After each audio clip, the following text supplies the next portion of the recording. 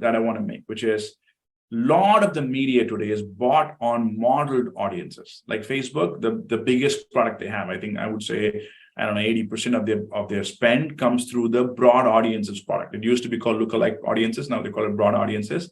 And something north of 70%, 80% of their spend is on this modeled audiences.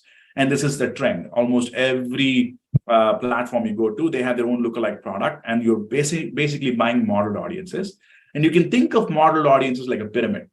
Okay, and this understanding is important so that you understand how the test kind of work, right? And what that means is they will take like a seed audience, like your customer file of the last, your best customers for the last 6 months, or your high value customers, or whatever it is, and then they will go run a lookalike model on all the users they have and identify. Let's say Facebook will identify 1 million users in their 2.5 billion audience who are potential targets for you. Let's call it not even million, let's call it 6 million users. But not all 6 million users will have the same score. Maybe there's 100,000 users who have a really high score. Let's say you are a fashion brand and you're selling shoes. They have signals from all the shoemakers because their pixels are on all the sites. So they know who's in market for shoes right now, who's in market for the kind of sneakers you're looking for, the colors you're looking for, the styles you're looking for, or not, right? They can take all that, identify 100,000 people who are in market right now, another 100,000 people who could be in market, another 100,000 people who might be in market, another 1 million people who are generally interested in shoes, another 6 million people who are kind of look like the kind of audiences you have, right? So it kind of, the intensity or the propensity of conversion will change significantly, and the size of the audience will grow as well, right? So think of it as a pyramid as you think of it. Now, why this is important is that when you buy conversion optimized campaign, the algo will go from top to bottom. It'll basically serve impressions to the top of the pyramid and then go down the pyramid. Why? Because from a last click perspective, these people are probably going to buy, so they get really good last click attribution if you do that.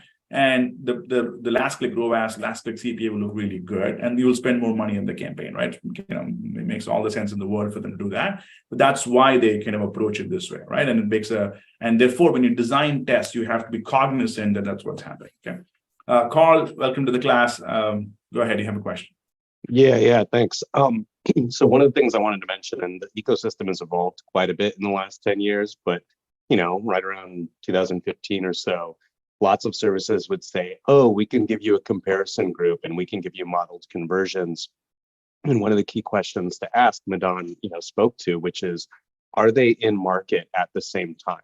If my target on your system was males 18 to 34, I only want your modeled group to be males 18 to 34 who are live on your platform at the same time as my campaign.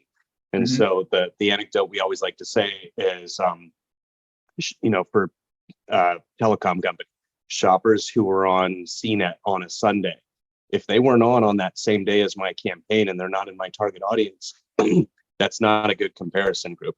Because of course the conversions are going to be lower for people who are only online once a month compared to people who are online the same time as your campaign. The ecosystem has gotten better, but it's just an important question to ask because some people or platforms will say they have modeled conversions. An opportunity to see is, were they in my target? Were they online? Was there a likelihood that they would have been served my ad? Yep, great point. Any other thoughts? Okay, let's keep going. Okay, so why this is important is the algo, the conversion optimized algo is going to go from top to bottom. Okay, so the last click conversion rates will decline as you go down, and the propensity of the audiences will change as the audiences grow. And this is also the reason why you see diminishing return on Facebook campaigns. Okay. Now we talked about this, right? More efficient targeting, which is to go down like this.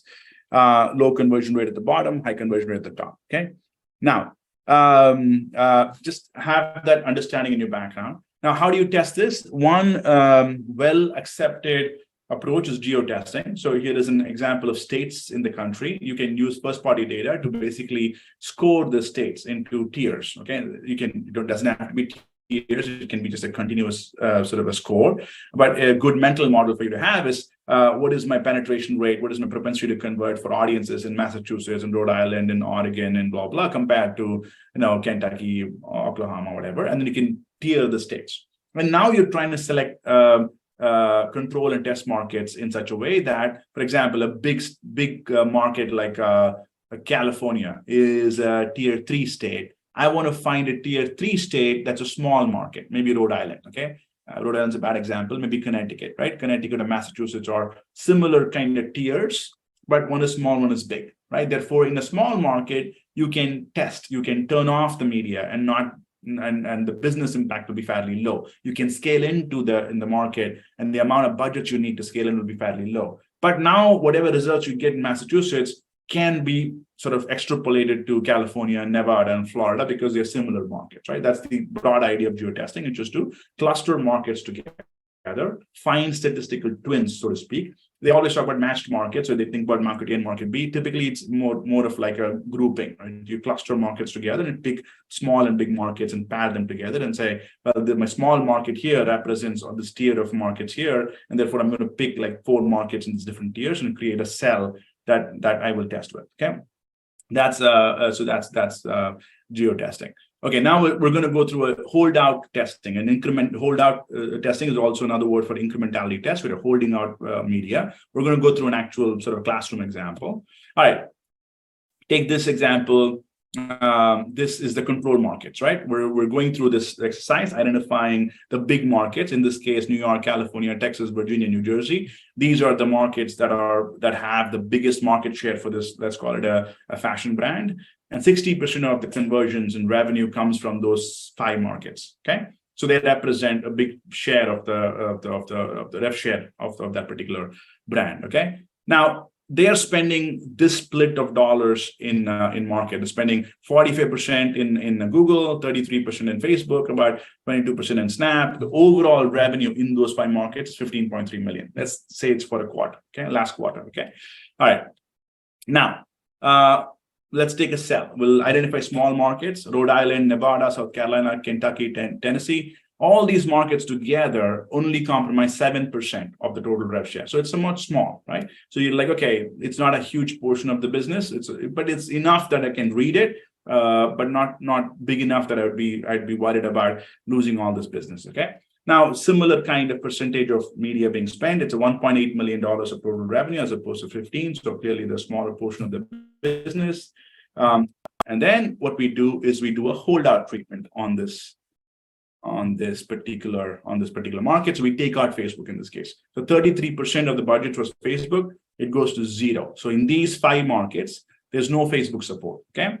Now what we are trying to understand is what happened to revenue. So in this particular case, we observed through counterfactual prediction that revenue should have been here when we turned off media, but it actually dropped to here. It went to 1.32 million as opposed to 1.7 million. It dropped 26%. This 26% drop in revenue is now attributed to no Facebook support in market. Therefore, it is now interpreted that the Facebook's contribution to your total business is 26%. Okay, let me pause right there.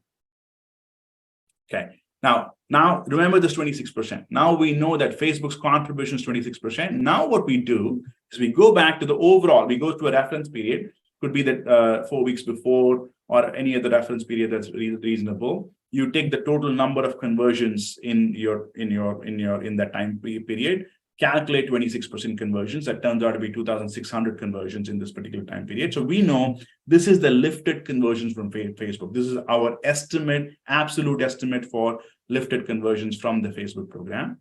Then we go to Facebook's ads manager and say, hey, Facebook ad manager, for the same time period, give me your reporting. What do you say is the last click conversions? It could be 1 day click, one day view. It could be 1 day view, 7-day click, whatever you're using that you're comfortable with. You go pull that from Ads Manager, and now Ads Manager tells you that, hey, I know I drove 5,600 conversions for you.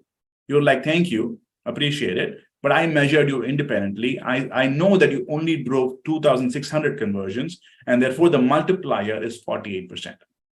So I can now say that every time Facebook reports their campaigns, I'll attach a 0.48 or a 48% number to it, and I'll report out my incremental conversions on an ongoing basis by using a multiplier I tested with your real-time reporting that Facebook gives me for a last click basis, right? Now what you've done, you unlocked operational incremental reporting for your business on Facebook with one test. Okay. I mean, obviously, you have to test multiple times. There's a lot of different ways you can keep calibrating, but what you've just done is you unlocked it, right? And this is basically the big operational sort of mantra you want to take away, right? Now, this is multipliers on the Facebook Ads Manager reporting. You can say, well, I'm not a big Facebook Ads Manager guy. We're kind of all live in Google Analytics. Google Analytics is our religion. Well, great. Go calculate a multiplier based on Google Analytics. Google Analytics reported 600 conversions, but you saw 2,600 conversions. So the multiplier is 900%, right? So now every time GA reports a number, you multiply it by 9, and that's your Facebook incremental number, right? Now, there's a lot of theory on which base attribution system you should pick, and we'll talk about that, why you should pick one over the other for different channels. And you can pick one over the other. And that's the beauty of this approach, where you can take a heterogeneous approach for every channel. One channel can use platform reporting and a geotest. Another channel can use Google Analytics reporting and a MMM, media mix model provided contributions, and can bring them together in a heterogeneous fashion and get the best of all worlds and get the best outcomes measurement for those channels. Okay. That's the quick takeaway here. Okay. Let me quick pause here before I go to the next use case. Questions?